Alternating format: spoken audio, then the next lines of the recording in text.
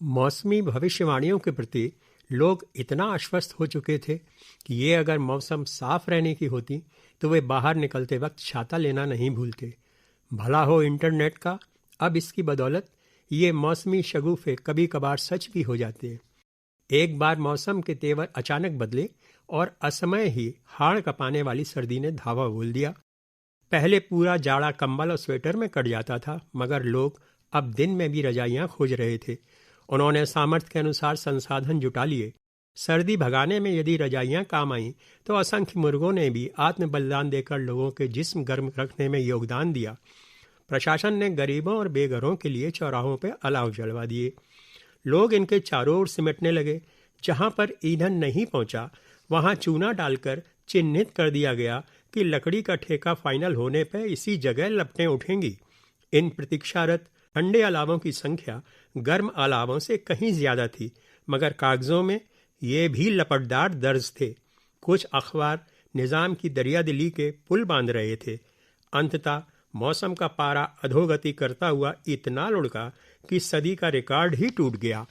ये यदि एक शहर की बात होती तो सरकार संभाल भी लेती, मगर यहाँ तो समूचा सूबा ही चपेट में था। अवाम को भगवान भरोसे छोड़ना मजबूरी थी। अखबारों ने भी इसे दैवीय प्रकोप माना और भावी शीत युग का संकेत तक कह दिया। कुल मिलाकर लोगों ने इसे दैवीय मानकर इंसानों से उम्मीद करना छोड़ दिया। सरकारी बंगलों से दफ्तर तक के रास्तों पर जलते अलावों के इर्द गिर्द गरीब तबका नजर आने लगा।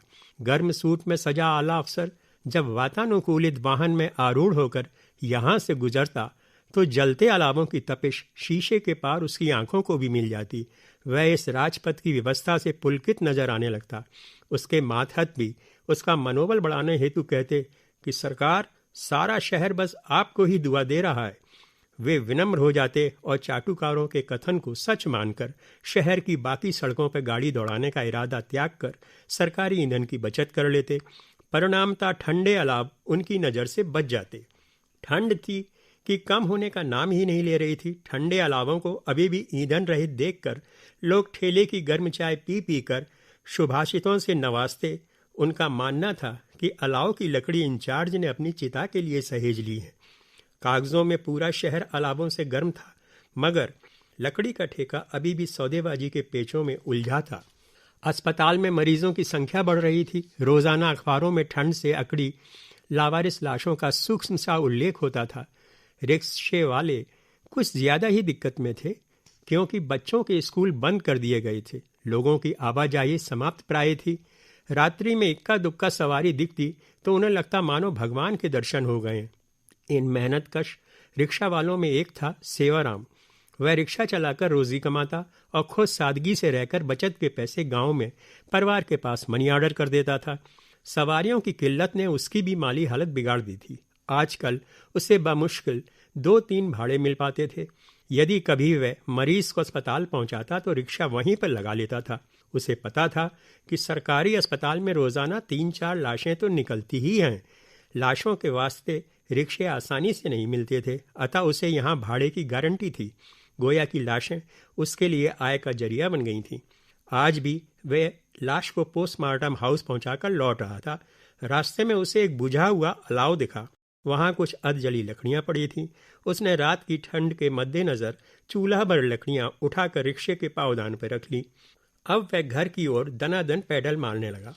शहर के ठंडे पड़े अलावों ने कुछ उत्साही युवकों के खून में गर्मी ला दी थी। उन्होंने आला अफसर के दफ्तर पर जाकर हंगामा किया कि लकड़ी खरीद में भारी धांधली हुई है। अफसर ने इस सुलगते प्रकरण की जांच अपने मातहत को सौंपकर युवा शक्ति से अपना पीछा छुड़ाया। जांच अधिकारी ने जांच में सर्वप्रथम स्टोर मुंशी के उस रजिस्टर को जांचा जिसमें क्रय की गई सामग्री की आमद और वितरण का ब्यौरा दर्ज था। इस दौरान मुंशी ने उन्हें बताया कि लकड़ी का ठेका अभी तक फाइनल ना होने के कारण नज़दीकी टाल से लोकल परचेस की जा रही है। जंगलात डिपो दूर होने के कारण लदान ढुड़ान का खर्चा बढ़ जाता है। वह इस बात को साफ छुपा गया कि नज़दीकी टाल वाला उसका भी नज़दीकी है। अंत में वह बेशर्मी से बोला कि हुजूर, लकड़ी तो इतनी आई है कि एक शहर और गर्म हो जाए, मगर क्या करें, यहाँ तो लोग लकड़ियाँ चुराकर घर ले जाते हैं और बाद में सीना जोरी भी करते हैं। जांच अधिकारी को उसकी आखिरी बात खल गई। उन्होंने गुस्से से पूछा कि क्या उसके पास इसका कोई सबूत है। वह भी बेधड़क बोला कि हुजूर, हाथ कंगन को तो आरसी क्या, आप कहें तो आज ही दिखा दूं। मुंशी ने तो लफाजी बात में वजन लाने के लिए की थी, मगर यही उसके गले पड़ गई। जांच अधिकारी तुरंत तैयार हो गए और बोले कि आज शाम को खुफिया चेकिंग की जाएगी, अतः वे तैयार रहे। मुंशी की जान सांसत में आ गई, क्योंकि इस वक्त तो वह अपने जिस्म को सोमरस की ऊर्जा प्रदान करता था, मगर अब वह बात से मुकर भी नहीं सकता था। शाम को जांच अधिकारी आए और उसे गाड़ी में पीछे बैठाकर बोले कि उन्हें शहर के सारे अलावों का मुआयना कराया जाए। शाम की कड़कड़ाती ठंड में मुंशी ने अलावों का फेरा लगवाना शुरू किया। गाड़ी अब उसके संकेत पे चल रही थी। इस दौरान उसने रास्ते में पड़े ठंडे अलावों पर गाड़ी नहीं रुकवाई। एक गर्म अलाव पर रौनक देखकर उसने गाड़ी रुकवाई। जांच अधिकारी ने मौजूदा लोगों से दरियाफ्त की तो उन्होंने लकड़ियों का नाकाफी होना तो जरूर कहा, मगर किसी ने भी अलाव से लकड़ी चोरी की बात नहीं कही। उनका बयान सुनकर जांच अधिकारी ने मुंशी को घूरा तो इस कड़ाके की ठंड में भी उसे पसीना आ गया। वह मन ही मन प्रार्थना करने लगा कि भगवान आज बचा लो। वह जानता था कि जांच में जब टाल का मालिक उसका रिश्तेदार निकलेगा तो ये कड़क अफसर उसकी नौकरी लिए बिना नहीं मानेगा। मुंशी ने शायद आज सच्चे मन से प्रार्थना की थी, क्योंकि सामने से बदनसीब शिवराम पैडल मारता हुआ चला आ रहा था। रिक्शे के पांवदान पर थोड़ी सी अधजली लकड़ियां रखी थीं।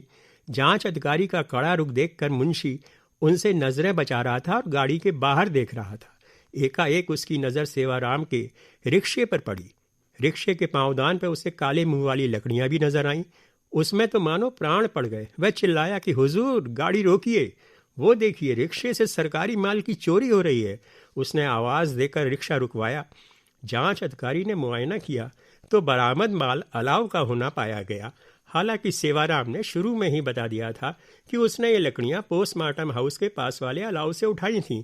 उसने कहा कि आजकल धंधा मंदा है, रात में बहुत ठंड पड़ती है, इसलिए इन्हें उठा लिया था। जांच अधिकारी को उस पर दया आ गई। वे मुंशी से बोले कि तुम इन अधजली लकड़ियों को माल कहते हो? अरे इसने 2-4 ही तो उठाई हैं, कोई रिक्शा थोड़े ना भर लिया है। मुंशी उनसे अड़ गया कि हुजूर, चोरी चाहे 1 की हो या 1000 की होती तो चोरी ही है, इसकी तो रपट लिखवाई जाएगी। सड़क पर सरकारी गाड़ी को रुका देख गश्ती सिपाही भी आ गया। मुंशी ने जिद करके सेवाराम को उसके हवाले कर दिया। अब मुंशी जांच अधिकारी से नजरें नहीं चुरा रहा था, वह सेवाराम को मुंह भर कोस भी रहा था कि ऐसे लोगों के कारण ही अलाव ठंडे रह जाते हैं। सेवाराम की माल समेत गिरफ्तारी मुंशी के गुनाह ढकने में काम आई। मुंशी अपनी पीठ थपथपा रहा था, मगर सेवाराम रो रहा था। उसका चूल्हा ठंडा ही रह गया था, उसका कोई पैरोकार भी ना था, अतः वह जेल पहुंच गया। गरीबी इंसान को कई तरह से मारती है। अब सेवाराम ने भी सोच लिया था कि जेल से छूटने के बाद वह रिक्शा बेच देगा और लकड़ी की डाल खोलेगा, क्योंकि इन्हीं लकड़ियों की खातिर ही तो उसकी जिंदगी जल गई थी। मुंशी जांच में बेदाग छूटकर अब अगली शीत लहर की प्रतीक्षा कर रहा था।